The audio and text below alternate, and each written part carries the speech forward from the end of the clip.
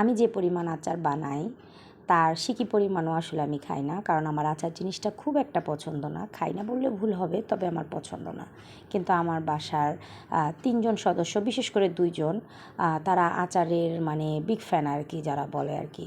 তো আমার শ্বশুর এবং আমার ছোটো মেয়ে যে কোনো একটা টক ফল জাতীয় কোনো কিছু আচার আমার শ্বশুর এবং আমার ছোটো মেয়ে খুব পছন্দ করে। তো আমরা আচার করব ভাবতে ভাবতে আমরার সিজনই প্রায় শেষের দিকে। তো আসলে চিন্তাই ছিল না যে আচারটা বানাবো। হঠাৎ করে আমার হাজব্যান্ডের ম্যানেজারের গাছের যে আমরা, সেটা দিয়ে পাঠাইছে। গত বছর না তার আগের বছরও জানি একবার দিছিল। তা আমরাগুলো মাশাল্লাহ এত মিষ্টি ছিল, আচার বানাতে ইচ্ছাই করতেছিল না, কিন্তু বাবা খেতে চাইলেন যে আচার বানাও। তো ওই জন্যই বানানো, একটু বেশি করেই বানালাম, যে বাচ্চারা যেহেতু পছন্দ করে।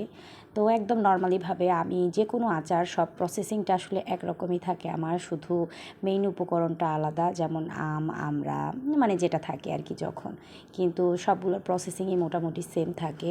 তা আমি একটু সরিষা বাটা দিয়েছিলাম সরিষার তেলের ভিতরে। এটা আমি ফ্রোজেন করে রাখি, সরিষাটা বেশি করে বেটে সেটা। এই সরিষাটা বাটাটাও আমাদের ম্যানেজারেরই জমির আর কি। ও যখন যেটা সিজনে হয় তখন সেটা আমাদেরকে পাঠায়। এটা আসলে ভালোবেসেই পাঠায়, কারণ নিজের জমির জিনিসের প্রতি মানুষের টান আলাদা থাকে। তো যাই হোক, তো এখানে জাস্ট একটু কালারের জন্য হলুদ দিয়েছিলাম, আর আদার্স যা মশলা মানে আচারের যা মশলা সেগুলো থাকেই।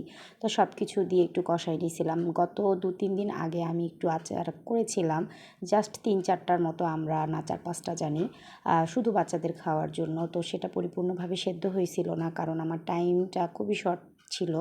তো আজকে আর তা করিনি, আজকে পানি দিয়েছিলাম। আর চিনির যে আমাদের বোতলটা মানে ডিব্বাটা, সেটাতে চিনির পরিমাণটা কম ছিল। তো ভাবলাম যে বোতলটা একদম ওয়াশ করেই পানিটা দিই, এতে করে বোতলটাও ধোয়া হবে, প্লাস হচ্ছে আমড়াটাও পরিপূর্ণভাবে সেদ্ধ হবে, যেহেতু আমড়াগুলো বড় বড় ছিল। আর আমার টাইমের একটা প্রবলেম ছিল, তাই ভাবলাম যে পানিটা একটু বেশি করেই দিই।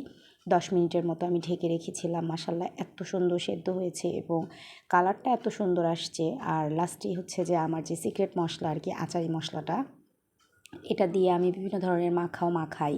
তো আমি এটাই দিয়েছিলাম। এটা দিলে যে কোনো আচারের টেস্ট মানে কয়েক হাজার গুণ আর কি বলা যায় যে বেড়ে যায়।